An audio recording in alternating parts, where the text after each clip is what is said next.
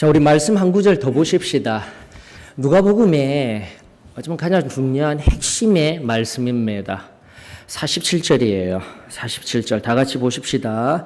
누가복음 24장 47절 또 그의 이름으로 죄사함을 받게 하는 회개가 예루살렘에서 시작하여 모든 족속에게 전파될 것이 기록되었으니.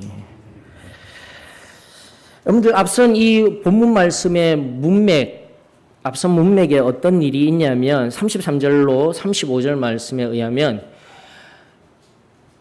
엠마오의 두 제자가 예루살렘으로 다시 돌아왔습니다. 즉 다른 것이 아닙니다. 엠마오라는 자기의 집과 가정을 내려놓은 채 그 당시의 시대적 정황에 의하여서 부활하신 예수 그리스도를 모든 것 다 내려놓고 증거해야 할 사명에 입각한, 오늘 우리들에게는 시간의 흐름 속에서 조금 무디어진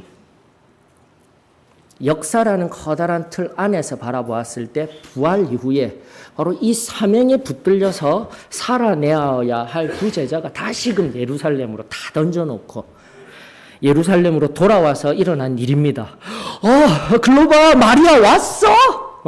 시몬이 말이야 다시 살아 우리 가운데 나타나신 예수님을 보았대.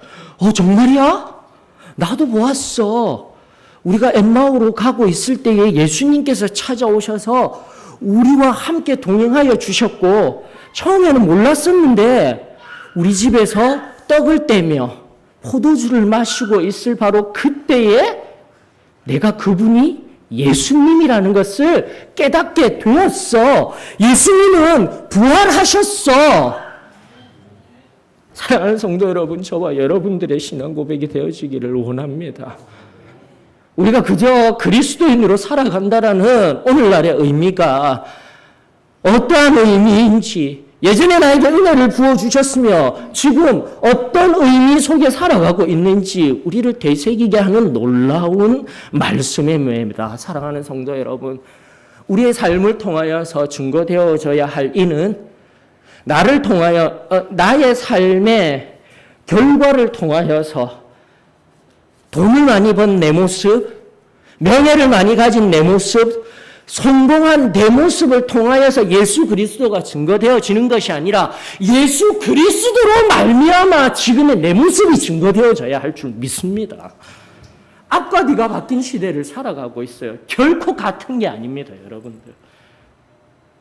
지금도 나의 입술을 통하여서 부활하시고 살아계시며 나와 동행하시는 예수 그리스도로 말미암아 지금의 나는 너무나 행복합니다.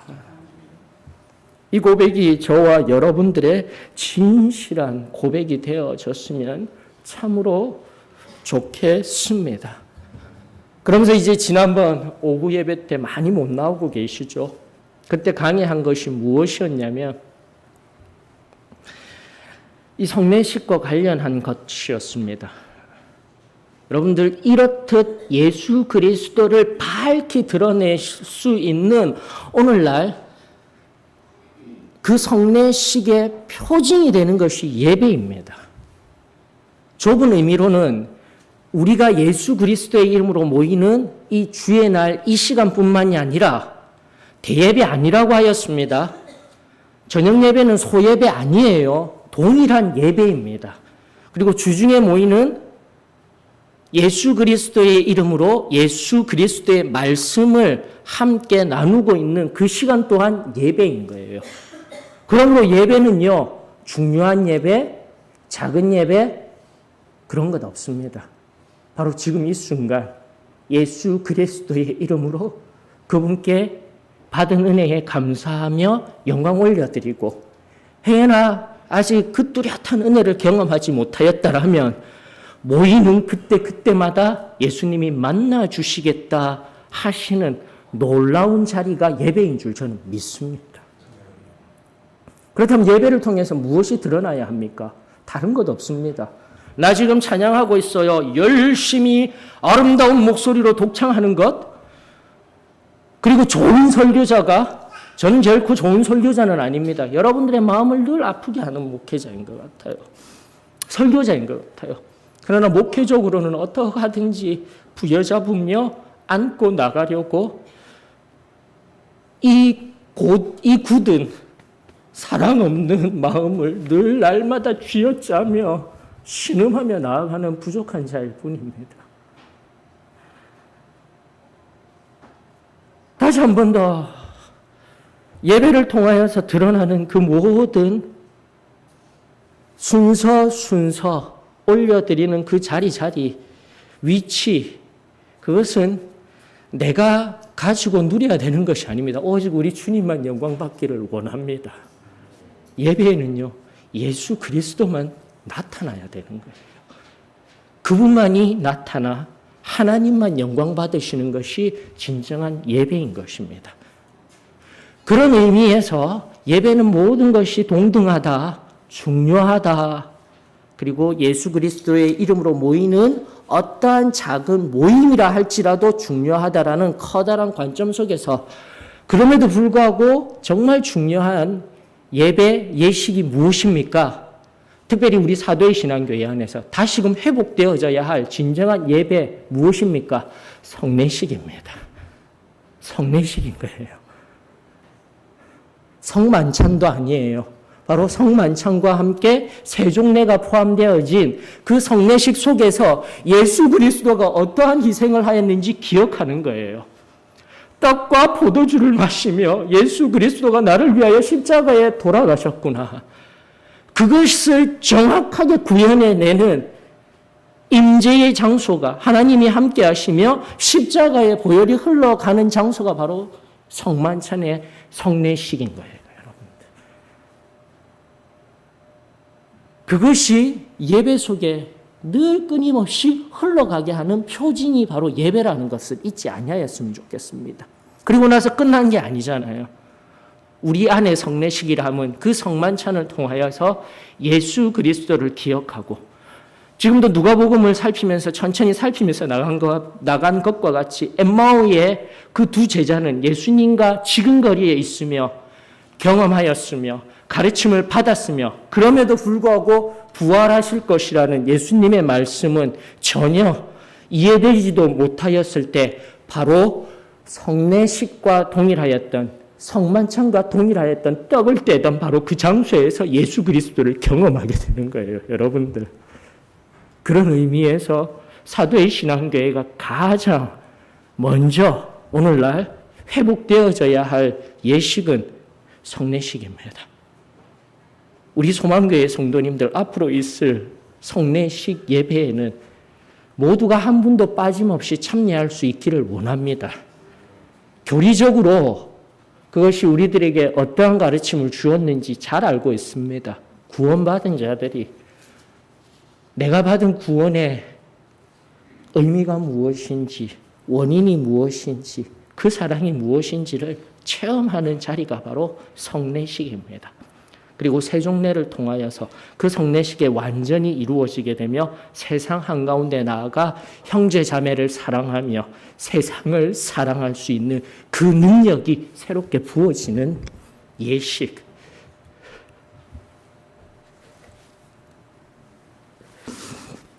비단 성례식뿐만이 아니라 모든 예배가 그렇게 되어지기를 소망합니다. 성령으로 말미암아 다시금 내 안에 주셨던 그 놀라운 사랑으로 충만하여져 옆에 있는 내 형제 자매를 사랑하며 세상을 온전히 사랑할 수 있는 그 능력, 그 놀라운 능력이 우리 안에 새롭게 회복되어지기를 주의 이름으로 축원합니다. 다시금 본문의 말씀으로 돌아가십시다. 그럼에도 불구하고 오늘 본문 속에 등장하는 제자들에게 있어서는 그들에게 있어서는 너무나 두렵고 떨리는 일입니다. 상상을 해보셔요, 여러분들. 엊그저께 분명히 생을 마감하고 돌아가셨던 사람이 너무나도 친근했던 분이 오늘 딱 와서 안녕 이러고 있으면 얼마나 깜짝 놀랐겠습니까, 여러분들. 하나님의 말씀을 바라보면서 자꾸 내 삶 속에 현재화를 시켜야 돼요. 지난주 한 자매의 간증이 제게 너무나 힘이 되었습니다. 그저 부활의 주님, 그저 부활의 사건, 성경 속에 나오는 한 이야기로만 알았던 것이 아니라 실제 일어났던 사건임을 다시금 깨닫게 하여 주시니 감사를 드립니다. 지금도 우리가 예배를 드리고 예수님을 믿는다 하면서도 이 사건이, 말씀 속에 이 사건이 믿음으로 결국은 귀결되어질, 믿음이 없이는 이 놀라운 일들을 온전히 이해할 수가 없는 거예요, 여러분들. 세상 사람들에게 아무리 부활의 주님이, 그리고 그 부활의 주님을 통해서 하나님이 사랑한데, 그 세상 사람들 어떤 드라마에 보니까 그렇게 얘기하더라고요. 누군가가 복음을 전하기 위하여서 하나님은 당신을 사랑합니다. 여기서부터 시작된 그 복음의 전함 듣고 와서 털썩 앉아서 내가 1시간 동안 붙들려 있어서, 그런데 하나님이 나를 사랑하신대. 이런 극중의 모습을 바라보게 되면요, 얼마나 복음이 지금 경멸함을 받고 있는 때인지, 1시간 동안 붙들린 게 그에게 중요한 거지 하나님이 정말 나를 사랑하시는지 중요하지가 않아요. 그러나 우리 참된 하나님의 자녀된 우리들에게는 정말 중요한 사건이 되어져야만 합니다. 지금도 그 은혜가 과거의 은혜의 시점의 은혜로 끝난 것이 아니라 지금도 부활하신 주님이 여기에 살아계시며 나와 함께하여 주시며 나를 만나주시는 살아계신 주님이 되어지기를 주의 이름으로 축원합니다.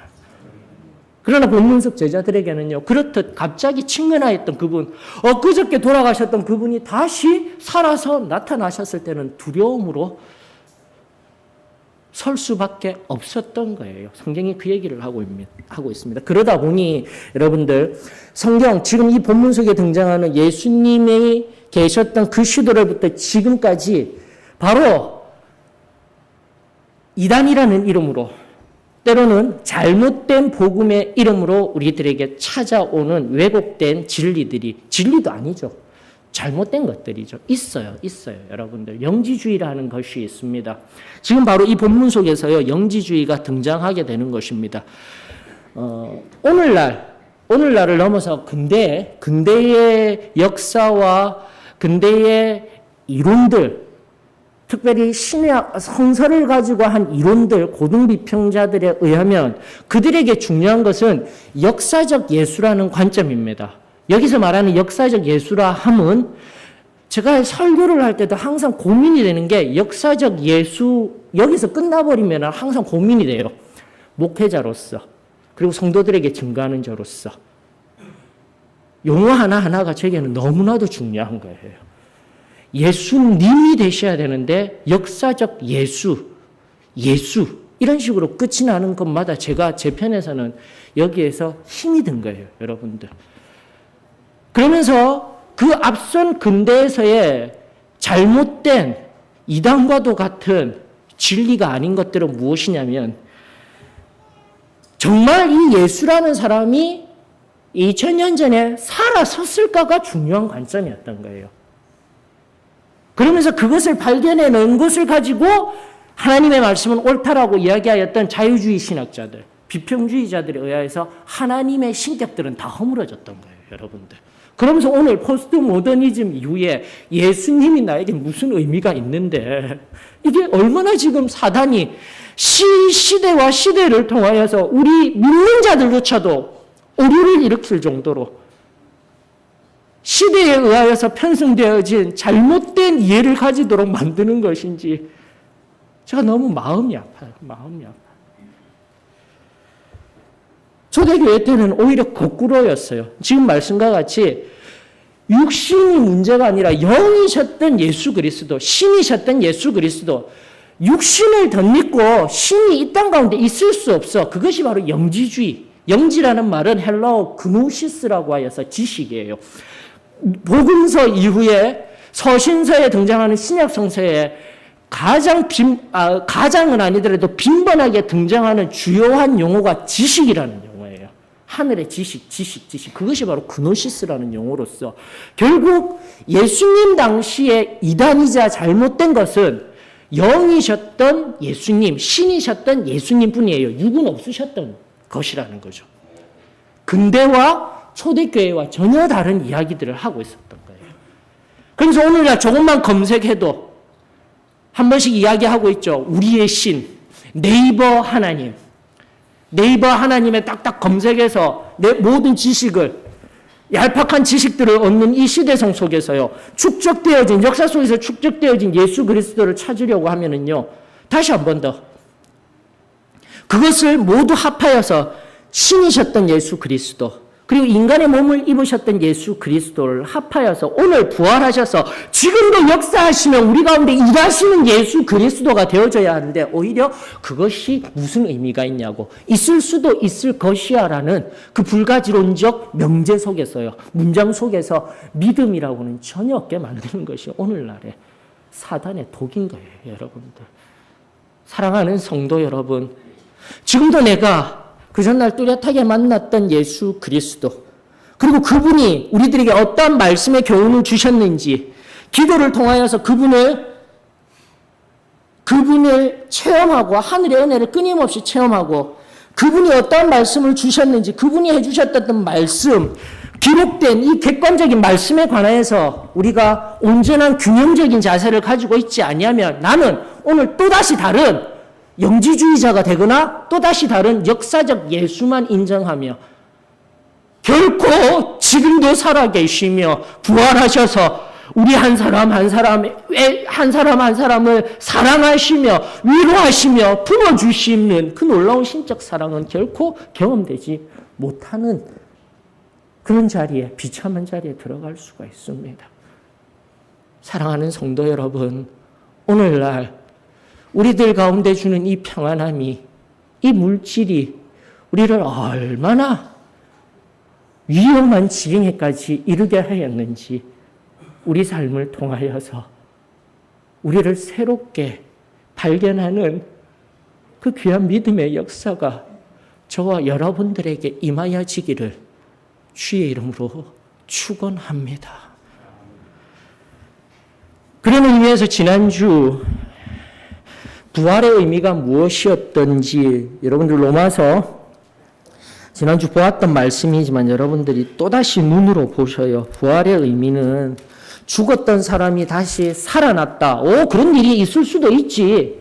초자연적인 일이 있을 수도 있지. 그러나 그 모든 사람들은 또다시 죽음을 향해 나아갔으며 죽었더랬습니다. 그러나 예수 그리스도의 부활은 전혀 다른 거예요. 그걸 말씀을 통하여서 살펴볼 수가 있었습니다. 그것이 바로 부활의 첫 열매라고 하였습니다. 바로 로마서 6장 8절 9절의 말씀 우리 살펴보십시다. 만일 우리가 그리스도와 함께 죽었으면 또한 그와 함께 살 줄을 믿노니, 살았다가 다시 죽음을 나아가는 것이 아니에요. 누가복음 강해를 제가 끊임없이 하면서 살고 있습니다. 죽음으로 끝이 난 것이 아니라, 삶이라는, 그리스도인의 삶이라는 영역 자체는 지금 살아있는 이 삶의 끝이 죽음이 아니라 죽음 너머에 영원한 삶까지도 포함되어져 있는 것이 삶이 되어져야 한다는 것. 이것이 그리스도인의 믿음인 거예요. 그리스도인이 진정 삶이 무엇인지, 예수 그리스도가 부활의 주님으로서 나에게 어떠한 일을 행하셨는지를 명확히 아는 진리인 거예요. 다시 한 번 더 로마서 6장 8절은 우리가 살 줄을 믿노니, 이것은 죽음을 향해 나아가는 인생이 아니라 9절이 이야기합니다. 이는 그리스도께서 죽은 자 가운데서 살아나셨음에 다시 죽지 아니하시고 사망이 다시 그를 주장하지 못할 줄을 알미로라. 사망이 없는 삶이에요. 저희들은 지금도 마찬가지입니다. 하나님의 자녀가 되었습니까? 우리에게 죽음은 결코 우리를 두렵게 하는 것이 될 수 없을 줄 믿습니다. 우리에게는 이미 예수 그리스도를 통하여서 이 구원의 은혜를 경험하고 난 뒤에 이제는 영원한 생명을 소유하였던 거예요.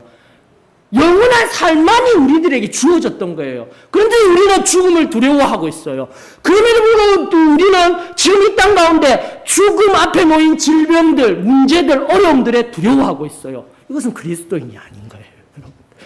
이 가장 간단한 진리를 다 놓치고 살아가도록 하는 것이 바로 오늘날 앞서도 말씀드린 간단하게 예수 그리스도가 누구이신지로 시작된 오늘날 빅데이터 시대를 살아가며 세상이 죄와 죽음의 세상인 거예요. 예수 그리스도를 알지 못하는 세상, 아무리 지식이 화려하게 보이고 명확한 듯 보여도 그 세상이 주는 진리라는 것은 결국 죄와 죽음에 의한 진리인 것. 진리 아니죠. 우리가 진리라고 믿고 있는 것. 이것이 지식이라고 믿고 있는 것. 여러분 빨리 그 오류에서 벗어나야 합니다. 다시 한 번 더 우리가 구원의 놀라운 은혜를 경험한 연후에 우리에게는 결코 썩지 아니할 산 소망이 주어졌음에 이 시간 감사를 드립니다. 그것이 부활의 주님을 경험하고 지금도 그 영원한 소망을 소유한 우리의 놀라운 특권인 거예요, 여러분들.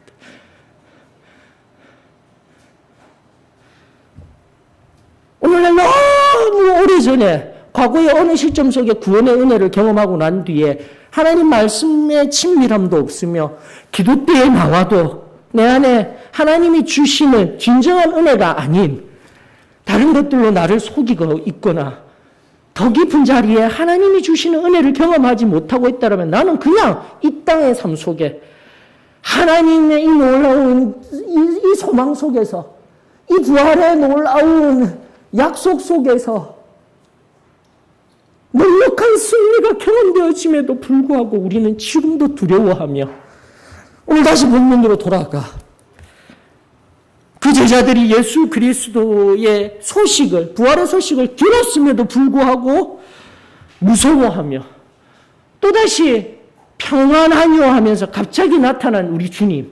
여러분들 잘 생각해 보셔요.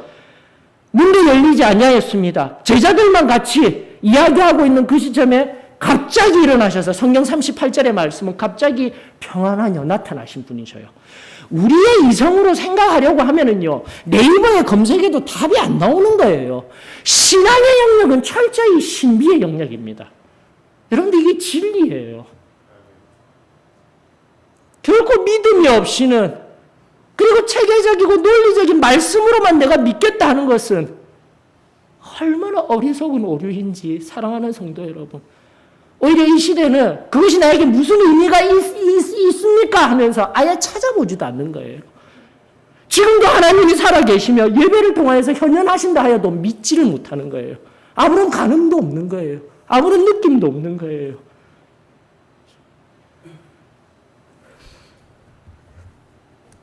참으로 감사한 것은 하나님이 늘 예배를 통하여서 그 당신의 이름으로 모인 그곳에 임하셔서 항상 평안하뇨 말씀하시는 분이 바로 십자가 고난 받으신 후 부활하신 예수 그리스도의 상인 거예요, 여러분들. 구약의 저 너머에 있는 끊임없이 꾸짖으시고 끊임없이 벌 주시고 끊임없이 심판하시고자만 하시는 그 아버지가 아니라 바로 이 부활의 사건 이후에 예수 그리스도는 날마다 우리들에게 찾아오십니다. 찾아오셔서 그분을 향한 믿음을 내어드리기만 한다면 내 속에 있는 모든 죄, 이제 마지막으로 살펴보겠지만 성경이 누가복음 본문이 결론을 내린 것과 같이 바로 죄사함을 얻게 하는 회개를 동반한 이 믿음을 온전히 내어드리게 되었을 때 바로 만나주시고 평강하뇨 평안하뇨 주시는 것이 복음인 거예요, 여러분들.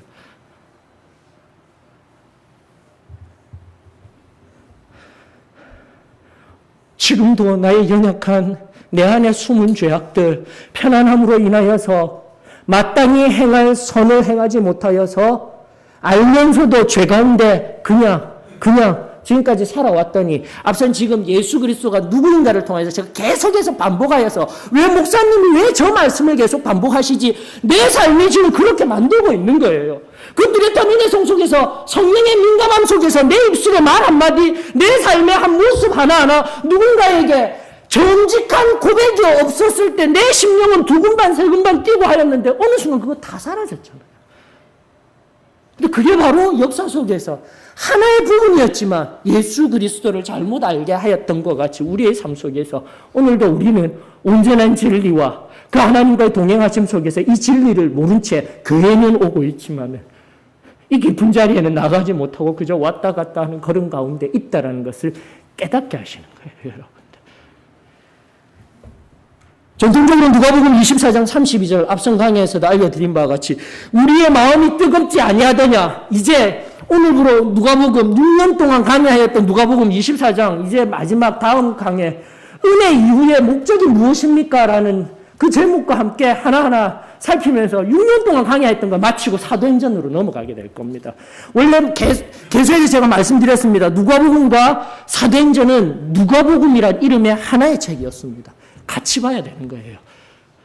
그리고 궁극적인 목적인 성령의 일하게 하심. 그러나 우리는 성령, 오순절교회 체험적인 영역만 강조하다가 마음이 뜨겁지 아니하더냐, 성령이 하시지 아니하셨더냐 이것만 알았지. 앞선 32절에 성경을 풀어주실 때에 하나님의 말씀 속에서 예수 그리스도가 누구신지 하나하나 말씀 속에서 드러나게 되어 세웠었던 그 생명의 말씀의 역사는 도외시하였던 거예요. 사랑하는 성도 여러분. 다시 한 번 더 내가 지금의 내 신앙 속에서 영지주의, 역사 비평, 고등 비평에 의하여서 잘못되어진, 왜곡되어지고 일그러진, 그래서 포스모더니즘 이후에 예수가 나에게 무슨 의미가 있습니까? 라는 이 불가지로 나아가 다원주의 시대를 살아가고 있을 때 여기도 가도 되고 저기도 가도 되고 여기저기 다 똑같습니다. 라는 이 시대 앞에서 하나님 말씀에 의하여서 우리가 뚜렷하게 누렸던 이 체험적인 신앙이 다시금 새로워져야 할 때인 줄 저는 믿습니다. 47절 보셔요, 여러분들. 47절 다른 것이 아니었습니다. 바로 46절에 계속된 강해를 통하여서 오후에 계속 하겠지만 46절에 고난을 받으시고 죽은 자 가운데서 살아나신 부활의 주님, 지금 이 말씀 속에서도 과거가 되어져서 이제 무엇해야 되는 거예요? 47절로부터 진정한 복음의 모습이 등장하고 있는 거예요. 회개가 필요합니다. 회개가 필요합니다. 회개를 통한 제사함이 진정한 복음의 진리였습니다. 이것이 전해져야 하는 거예요. 지금도 마찬가지입니다, 여러분들.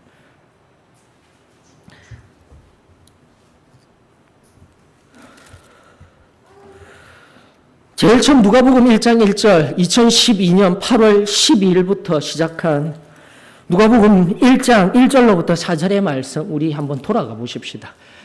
누가복음 1장 1절로부터 4절 이 누가복음이 어떻게 시작하였는지 여러분들 눈으로 한번 보셔요. 우리 중에 이루어진 사실에 대하여 처음부터 목격자의 말씀에 일꾼된 자들이 전하여 준 그대로 내력을 조술하려고 부술된 사람이 많은지라. 그러다 보니 진정한 성경의 말씀, 올바른 진리의 말씀들도 있었지만 이렇게 기록되어졌다라고 하는 것들, 진리가 아닌 이단적인 것들 얼마나 많았는지요, 여러분들. 지금도 동일한 거예요.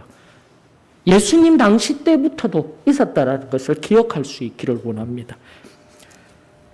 그 모든 일을 근원부터 자세히 미루어 살핀 나도 데오빌로 각하에게 두 가지로 알려드렸습니다. 데오빌로 각하라는 것은 한 사람, 특정된 한 사람일 수도 있습니다. 사도행전 1장에서도 바로 이 데오빌로 각하에게 또 예수 그리스도를 설명할 겁니다 라고 이야기하고 있어요. 부분적이고 파편적인 진리만 우리가 알았던 것이 아니라 다시 한 번 더 성경 66권의 진리도 알아야 되지만 이 누가복음을 통한 사도행전 끝까지 가서 정말 진리가 무엇이구나. 그것을 끝까지 알 수 있는 저희들이 되었으면 좋겠습니다. 다시 데오빌로 각하가 특정한 한 사람일 수도 있지만 두 번째 해석 데오필로스라고 하여서 그 당시 예수님을 믿는다고 하면서 극심한 박해를 겪고 있던 모든 그리스도인들에게 하나님의 예수 그리스도가 어떠한 일을 행하셨는지 주고자 하는 누가의 마음이 녹아있다라고 강의하였지 않습니까? 데오필로스라는 용어는 바로 하나님을 사랑하는 자들이라는 뜻이었던 거예요. 하나님의 말씀을 알지 못하면 우리는 그냥 단편적으로 살아갈 수 있습니다. 그러면서 이는 각하가 이제는 3절을 통해서 깨닫는 것은 하나님을 사랑하며 진실로 하나님을 사랑하는 자들에게 필요한 것이 무엇입니까? 알고 있는 바를 더 확실하게 하려 함이라. 이것이 바로 누가복음이 기록된 예수님이 이런 삶을 사셨습니다 라는 것뿐만이 아니라 지금 예수 그리스도를 주님으로 고백하며 그 전에 뚜렷한 구원의 은혜를 경험하며 성도가 된 우리들에게 다시 한 번 더 놀라운 진리를 더욱더 확실하게 알려주려는 말씀이 바로 누가복음이자 나아가 성경의 말씀임에 이 시간 감사를 드립니다. 이것을 깨달아야 돼요. 하나님의 말씀 속에서 우리가 순전하게 받았던 그 은혜가 더욱더 증폭되고 확대되어져서 의미 없는 예수 그리스도, 그리고 우리 승리의 삶이 희미해져 버린 시대가 아니라 다시금 살아계신 하나님을 경험하며 그분으로 말미암아 내 입술, 내 삶 한 걸음 한 걸음이 아버지 앞에 정결한 삶이 되어지고 진정한 승리가 새로워지는 그런 교회가 오늘, 다른 것이 아닌 바로 오늘날 이 시점에 우리 소망교회가 되어졌으면 저는 참으로 좋겠습니다. 그러면서 우리 잘 알고 있죠. 요한복음 1장 12절 말씀. 그 믿음이란 것이 무엇이었습니까? 바로 이 누가복음 24장 47절의 말씀과 병행된 믿음이 되어지는 거예요. 영접하는 자, 그 뜻대로 그 예수 그리스도를 믿는 자, 영생을 얻게 되리라. 그 속에 포함된 믿음의 영역은 회개를 동반한, 회개가 있는, 죄에서 돌이켜야만 하는, 그저 예수님이 나의 주인이십니다, 믿습니다가 아니라 반드시 내 죄를 하나님 앞에 아뢰고 회개가 꼭 동반된 믿음 속에서 이루어지는 영원한 생명이었던 거예요. 요한복음 12장, 그리고 그것이 확대되어서 제가 너무 좋아하는 말씀입니다. 사도행전 16장 31절, 주 예수를 믿으라. 이 믿음 또한 회개가 포함된, 주 예수를 믿으라. 그리하면 너와 내 집이 구원을 얻으리라. 저는 이것을 믿습니다. 지금은 연약할지라도, 나 혼자 신앙생활하고 힘겹게 간다 할지라도 이 믿음에 근거한, 말씀에 근거한 우리 모든 세대와 세대를 통하여서 이루어 주시겠다 약속하여 주신 그 놀라운 구원의 역사가 우리 가정 가운데 임하여지게 될 줄 믿습니다.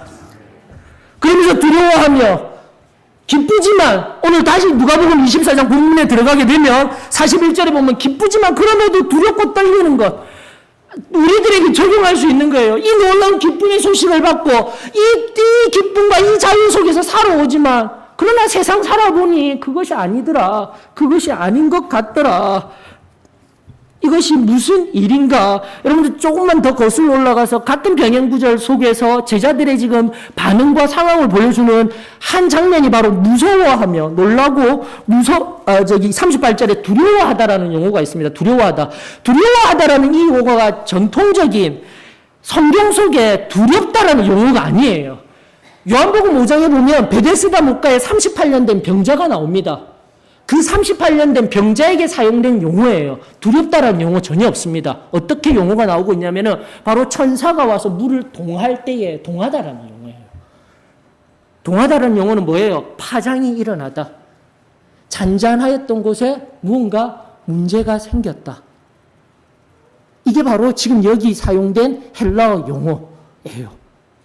그러면서 우리 삶 속에 바로 그 놀랍고 뚜렷한 은혜들을 경험하였고 회개를 통한 믿음을 통하여서 구원의 놀라운 은혜를 경험하였음에도 불구하고 또 부활하신 주님을 안다하면서도 불구하고 두렵고 떨리우는 마음으로 죽음조차도 이기게 하시는 그 놀라운 승리가 참된 승리가 되어지지 못하며 두렵고 떨리는 마음으로 살아가고 있더라면 이제는 그 뒤에 말씀, 회개와 관련된, 회개에 의한 이 구원과 관련된, 이 진리와 관련된 말씀이 우리들에게 필요한 거죠. 베드로후서 3장 9절. 바로 그렇게 나가는 거예요. 베드로후서 3장 9절 여러분들 너무나 잘 알고 있었지 않습니까? 8절부터 바라보게 되면 사랑하는 자들아 죽게는 하루가 천년 같고 천년이 하루 같다는 이 한 가지를 잊지 말라. 9절. 주의 약속은 어떤 이들이 더디다고 생각하는 것 같이 더딘 것이 아니라 오직 주께서는 너희를 대하여 오래 참으사 아무도 멸망하지 아니하고 구원받기에 복받기에가 아니라 다 뭐라고? 회개하기에 이르기를 원하시느니라. 이것이 복음입니다, 여러분들. 다시 한 번 더 하나님이 나에게 왜 이 은혜를 안 주시지? 분명히 만나왔다라는 그 뚜렷한 은혜가 있다라는데 왜 이렇게 더디게 안 오고 있지? 다른 거 필요한 게 아니에요. 지금 내 안에 꽁꽁 숨겨놓은 죄를 드러내어 회개하여야 합니다. 오늘날 시대가 다 이것을 빼먹고 있는 거예요.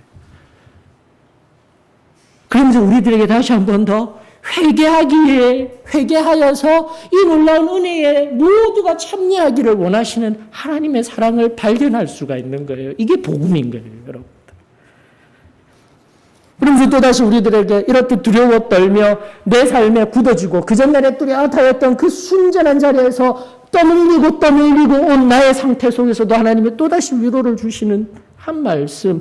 요한계시록, 여러분들 요한계시록 먼저 2장 5절에 보게 되면은요, 그러므로 어디서 떨어졌는지를 생각하고 회개하여 처음 행위를 가지라. 만일 그리하지 아니하고 회개하지 아니하면 내가 내게 가서 내 촛대를 그 자리로 옮기리라. 이 말씀은 하나님이 너 그 촛대의 자리를 옮겨버릴 거야. 그래서 심판의 때에 하나님이 하실 줄 믿습니다. 지금도 하나님은 베드로후서 3장 9절의 말씀과 더불어 지금도 참고 계시는 거예요. 오래 참고 기다리시고 계시는 거예요. 회개하면 된다고요. 다시 돌이키면 된다고요. 어느 때 내가 떨어졌는지를 다시 한 번 더 살펴서 나의 앞에 나와 이 사랑 앞에, 이 놀라운 은혜 앞에 다만 무릎 꿇으렴. 다만 그 마음을 나에게 다오 말씀하여 주시는 이 놀라운 하나님. 그 하나님이 저와 여러분들에게 오늘 이 시간 진정한 참된 구원의 하나님, 부활하신 주님이 되어지기를 주의 이름으로 축원합니다. 그러면서 하나님이 이 에베소 교회 2장부터 3장까지 총 7개의 교회, 여러 가지 요한계시록 해석상에 시대성 속에 있었던 교회의 모습입니다. 그게 지금 신학적 관점 안에서의 주된 관점이에요. 그러나 그렇다 이렇다를 넘어서 이미 에베소의 교회에 주셨던 우리들의 연약한 모습, 이미 교회가 되었었던 거예요. 회개하였고 구원받았으니까 승리의 삶만 살았던 것이 아니라 회개할 것이 있기 때문에 또다시 회개하라고 하나님께서 사랑의 음성을 들려주시지 않습니까? 이것이 바로 2장 7개 교회를 향한, 에베소 교회를 향한 하나님의 첫 음성이었다라면 그 마지막 마무리 어떻게 하는지를 보시면 되잖아요. 여러분들 보시면 3장 마지막 절에 바로 이 말씀이 있었던 거예요. 19절로부터 너는 내가 사랑하는 자를 책망하여 징계하노니 그러므로 내가 열심을 내라. 회개하라. 지금 우리가 당하고 있는 어려움들, 환난, 모든 핍박들 뭐라고요? 하나님이 주시는 징계입니다. 그것은 영원한 심판 가운데, 영원한 영벌 가운데 거하게 하시고자 하는 것이 아니라 다시금 회개하여 아버지의 사랑 가운데, 그 평안 가운데 들어오게 하시고자 하시는 하나님의 사랑입니다. 회개하면 되는 거예요. 지금도 돌이키면 되는 거예요. 그러면서 우리 잘 아는 그 유명한 말씀, 부분적으로는 이것이 구원을 향한 우리 예수님의 하나님의 메시지입니다. 초청의 말씀입니다. 아니에요. 흐름 속에서 이 전체적인 맥락을 알면서 왜 어떠한 상황 속에서 이 말씀을 주셨는지 알게 되면 그 의미가 더욱더 명확해지는 거예요. 누가복음 1장 4절의 말씀과 같이 더 확실하게 그러면서 20절로부터 그 유명한 말씀이 등장하는 겁니다. 볼지어다 내가 문 밖에 서서 두드리노니 누구든지 내 음성을 듣고 문을 열면 내가 그에게로 들어가 그와 더불어 먹고 그는 나와 더불어 먹으리라. 이기는 그에게는 내가 내 보좌와 함께 앉게 하여 주기를 내가 이기고 아버지 보좌에 함께 앉은 것과 같이 하게 하리라. 귀 있는 자는 성령이 교회들에게 하시는 말씀을 들을지어다. 이미 하나님은 우리들에게 말씀하여 주셨건만 앞서 엠마오 제자뿐만이 아니라 이 모든 제자들은 예수님이 고난받으심, 메시아의 고난받으심, 부활하심, 승천하심 이미 교훈받았음에도 불구하고 깨닫지 못하고 알지 못하며 그저 얕은 물가에서 머물고만 있습니다. 얕은 물가에 머물다가 천국 갈 수 있었으면 좋겠어요. 그러나 내가 아닌 성경이 말하는 바 그렇게 얕은 물가에 있게 되면 결코 구원은 없습니다. 천국은 없습니다. 하나님 앞에 온전히 서서 회개하여 끝까지 승리하는 자가 진정한 천국 문을 열고 들어갈 수 있습니다. 이 말씀에 의한 이 진리가 다시금 우리 소망교회로부터 회복되어지기를 원합니다. 나에겐 불편하지만, 나에겐 힘이 들지만 다시금 말씀이 또다시 나의 심령을 찌르며 성령 하나님이 운행하시며 그 찔러진 말씀이 우리를 영벌로 종전으로 나아가게 하는 것이 아니라 아버지의 그 크고 놀라운 사랑으로 그 품에 안기를 원하시는, 천년을 하루같이 하루를 천년같이 기다리시는 그 아버지의 품 안으로 나의 이성의 생각 다 내려놓고 다시 한 번 더 신앙은 신비의 영역입니다. 다시 한 번 더 내가 받았던 그 구원의 은혜는 다른 무엇으로 이해되어져서 되는 것이 아니라 이 말씀 한 말씀 한 말씀 아멘으로 믿으며 순종하며 겸손히 엎드리며 나아가게 될 때 그 믿음으로 말미암아 놀라운 은혜가 임하며 다시 사는 역사가 일어나게 될 줄 믿습니다. 그 깊은 은혜의 자리로 나아가십시다. 다시 이 시간 성령님이 함께 하시며 우리들 가운데 허락하여 주시는 그 크고 놀라운 이 진리가 오늘 우리들 가운데 새로워지며 그것으로 행복할 수 있는 저와 여러분들이 되었으면 참으로 좋겠습니다. 266장입니다. 266장 부르시면서 기도대의 깊은 자리에서 살아계신 우리 주님을 만날 수 있기를 축원합니다. 266장입니다.